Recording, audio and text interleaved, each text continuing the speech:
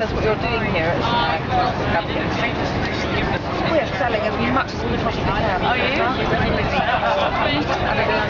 And then I'll have to do it all again. What's left of the down, we've only got about 20 packets of And what's the best seller? we sold probably more brownies than anything else. And the onion melon is irresistible. Not just in one go taste. Yeah.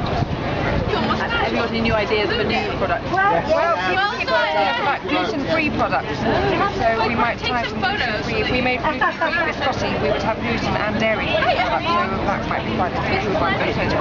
And where are you going to be anywhere else this summer? We haven't got many other things. We're selling tomorrow at home at the garden opening, but the farmers market is the next thing.